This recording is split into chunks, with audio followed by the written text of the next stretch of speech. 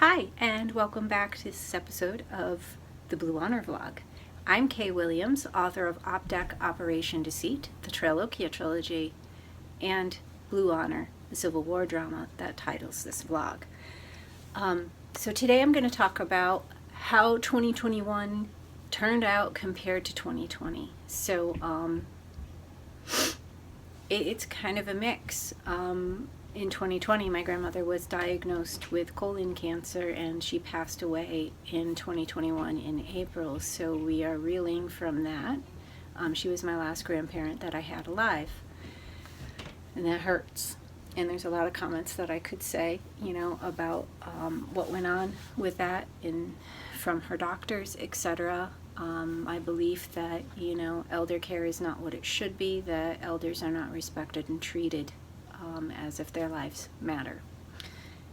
I believed she should have had surgery to remove the tumor and then had some minor chemotherapy to treat anything that may have gotten away.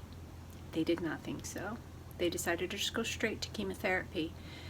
It shrunk the tumor at first, but then when they switched it to a different kind, I'm sure the insurance, the real death panels in our society, decided that she needed a different kind.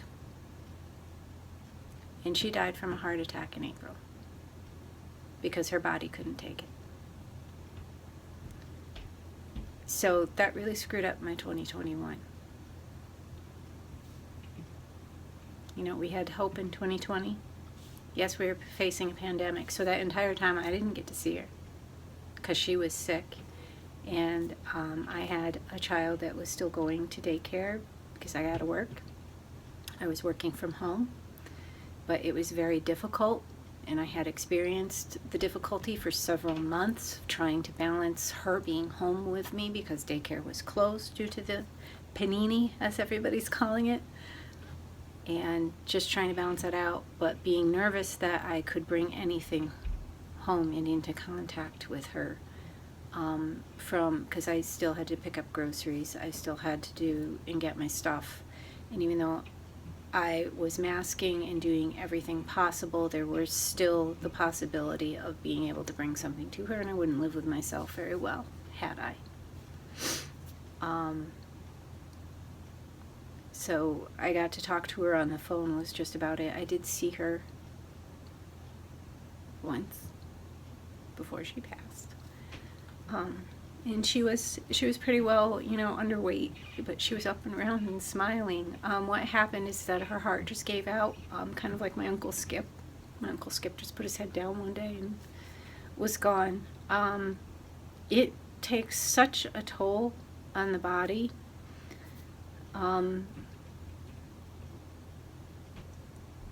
It's such a battle, and I just wish that they would come up with something better. I'm just like, you see how quickly they were able to come up with a vaccine for this, and it's like, I just don't understand how cancer is still after, cancer's been with us forever.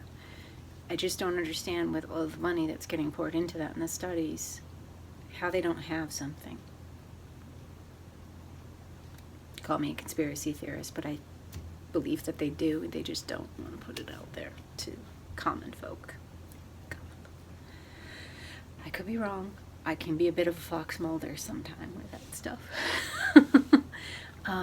Anyway, so in 2021 we got vaccines, whereas 2020 we didn't have them. So we could return a little bit to normal life, back to work, some days in the office, still working from home, other days, so that there's this like kind of mixed new world.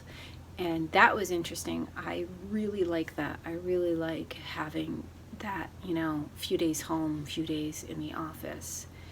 It's very helpful as far as stress load. What I do for a job doesn't actually require me being in the office, but they want to be able to supervise you. They want to be able to see you and account for the work that you're doing. Understandable. There's always that one bad banana in the bunch ruins the whole thing, so we all have to abide by the rules because some people, unfortunately, it's the fewer, can't because they're taking advantage. But it's been fantastic, and I hope that it lasts going into the future. I honestly do, because it is so much easier to get some of the work that I have to do done in that quiet, that solitude, without any interruption. And there is so few interruptions like that. It's like I can really mediate and control them. Whereas in the office you can't, because people just walk up to your cubicle, the phone is right there and it's ringing. Everything's happening at once. It's hard to conduct meetings because you have somebody sitting behind you, in another cubicle running a different meeting or talking, or people are moving around the office. So that can be very distracting and difficult to deal with. So I like having my meetings, and when I have to review things and etc., do editing, etc., I can really concentrate on that piece while I'm home, because it's peaceful, right? That's what it's like all day. I don't even turn on the TV. I've gone ahead and turned on Spotify, Pandora, and tried to play music, but I keep finding myself turning it down. It's great because I can use my lunch break to work out. And in 2020, I lost about 30 some odd pounds, and the rest of it, the 10-12 pounds, in 2021, and I have maintained that through the year. What happened is in 2020 I had some blood work done for my physical, and it came back terrible, cholesterol high, pre-diabetes, whole bunch of things. I did not feel good. So I said, I have a baby I have to take care of. I have a toddler, and I've got to be here for a good portion of her life. She's going to need me, and she's going to want me, here for her entire life. She's not going to want me to pass away when I do, hopefully in way old age. So I got fit. It's like I went from 162 pounds down to 120. I know my arms can look a little because I smashed them up, but I feel great, and I love being able to work out, using my lunch for that, because I will eat my meal, my lunch, while I'm working, and that's fine. That works out just fine. And just being able to get up and have some motion during the day and stuff, I've noticed my sciatica problem has exponentially improved, and it's probably due to being able to work out daily. And yeah, I work out daily. Don't let them fool you. You got to watch your intake, and you have to work out daily, or you're not going to do it. And if that's not for you, that's okay. That's okay. You don't have to make that choice, but I made that choice because I had health issues coming that I did not want, because I knew a diabetes diagnosis would not be good for me, because I would just take the pills and carry on as before. So I needed to make a decision and make a lifestyle change, and that lifestyle change corrected my cholesterol numbers, and it took me away from the diabetes. I do not have it. Everything's good. So there were a number of things, and my doctor was so impressed with my response to that and completely reversing everything. I'm impressed, because I never really did that before. I never really put that much focus into it. But when you have a little girl, you have something to live for, right? And it becomes very serious. The only thing that I don't like about that is I feel like my face is a little too thin, and I miss kind of having that fill out that I did. I thought it looked really good. I had no interest in losing that weight. I honestly didn't. I was completely comfortable and happy with my body being fuller. I thought it was cute, and I lost my butt. Face is all skinny. It's like, the lines in the age show, because it's like I'm closing in on 50, in a couple of years. And it shows now because of the weight loss. But it is what it is, and I'm healthy now, and I will be here for her high school graduation. And that's what matters to me. other than that, it's pretty much the same. 2020 and 2021, and it's just kind of a mirror of each other. It's just this ongoing thing, and it's like, I think life has changed forever, and our new reality is going to be more of this hybrid work thing where, you're home, you're in the office, flip-flopping.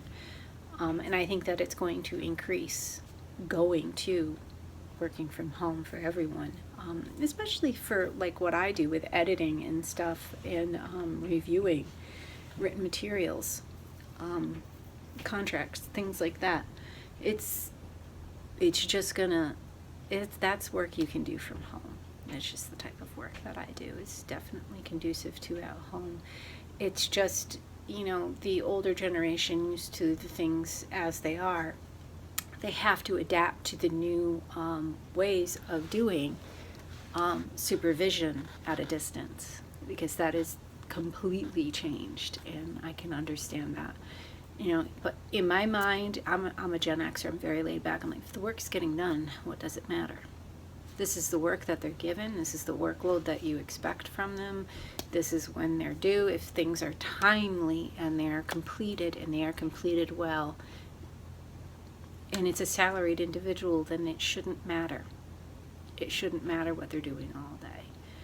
I understand from a standpoint of wanting to maybe shrink things back down, but do you really need fewer people in the workforce? There's more people needing more services, needing more things.